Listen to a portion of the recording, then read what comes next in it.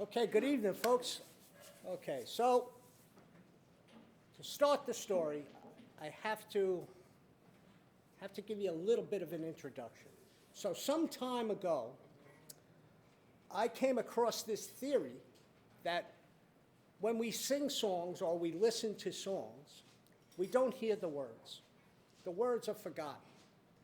And in this theory, the example that they used was row, row, row your boat, which starts out with the row, row, row your boat.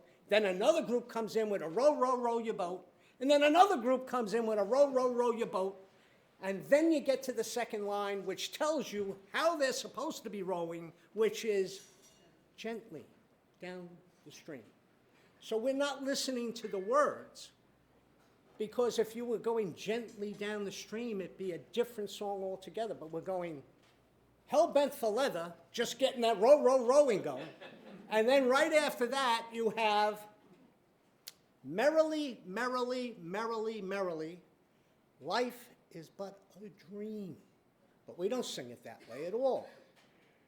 Life is but a dream. It's very ethereal, very existential is what it is.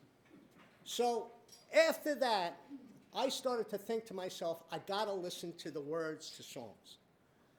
And one of the first ones that came to mind was My Way, which, okay, Frank Sinatra owns. Okay, but Elvis does a great Elvisation of the song. Very well done. But for my money, the guy that really caught what the song was about was Sid Vicious, late of the Sex Pistols, and late in general, okay? So he practically just spit out the words, which when you think about it, that's what the song is about. It's really, ah! And I said to myself, okay, Frank Sinatra, it's his song, but Sid Vicious really knew what he was doing with it, So now, to get to Christmas, okay. Years ago, there was this radio thing where they had you pick 5 or 10 albums that you would take with you on a deserted isle, which I always thought was funny, because if you're stranded on a deserted isle, you don't have a phonograph or a CD player, and if you did, you don't have the electricity to use the damn thing. So what good was it? You're just looking at the album cover. But I always picked a Christmas album, and the Christmas album I always picked was A Christmas Gift for You from Phil Spector, which he gave you the Phil Spector treatment, which was the wall of sound, okay? Years later, the Phil Spector treatment evolved, where you'd go out on a date with Phil, you'd go back to his house, he'd murder you, then he'd be put on trial, and he would wear a different wig every day to the trial in the hopes that the jury would turn around and acquit him, thinking this guy must be a lawyer or something because he can't be on trial. But he actually was convicted. But I digress, okay?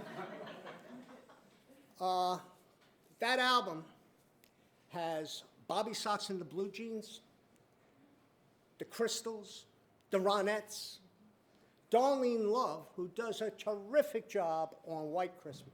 I mean, okay, it's the Bengals song. Everybody knows that. But she really does a lovely version. Frosty the Snowman, Sleigh Ride, Winter Wonderland. My favorite, Christmas Baby, Please Come Home. Love that song. But there were 2 songs on that album that I remember listening to and saying, did I actually listen to these songs before? And those 2 songs are I Saw Mommy Kissing Santa Claus by the Crystals, and Santa Claus is Coming to Town by the Ronettes, okay? And separately, both songs get you to thinking. But when you put them crossing over each other, it's like you're looking at years of therapy right here, okay? Because here we go.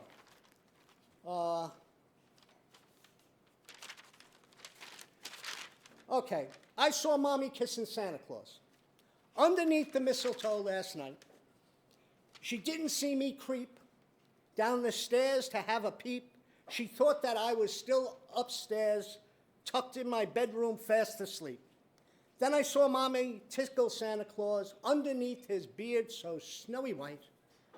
Oh, what a laugh it would have been if Daddy had only seen Mommy kissing Santa Claus last night. Whoa! Stop right there.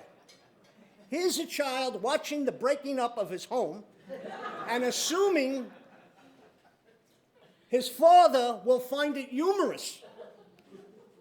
And if Santa is in such a tight schedule, where is he finding time for affairs with married women? I'm just asking the question here.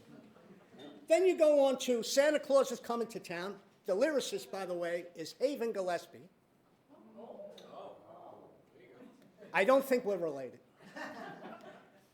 But obviously, he comes from a side of the family that absolutely loathes children, abhors them, because it's you better watch out, you better not cry, you better not pout. I'm telling you why. Santa Claus is coming to town. Stop right there.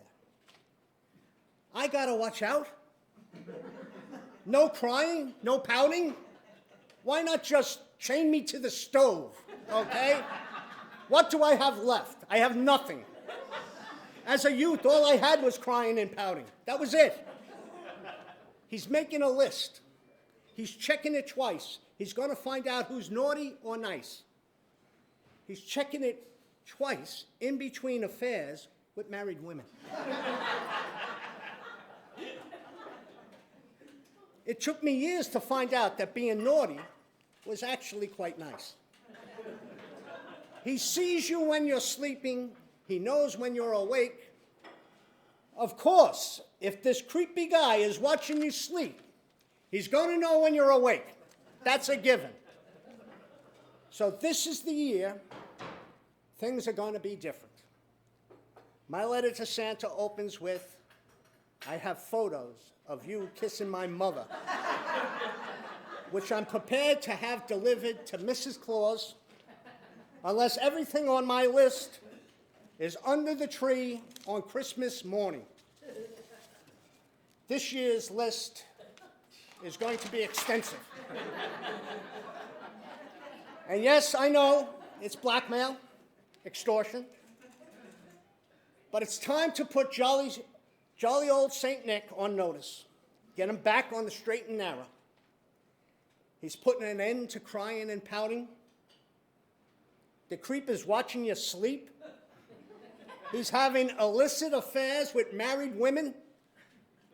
Your mother. Think about that. That's why each of us here has to open the letter with the line, I have photos of you kissing my mother. This is the only way. And don't worry, I have boxes of this paper at home, so I'm going to cover everybody. So thank you very much for your time. I hope you enjoyed the story.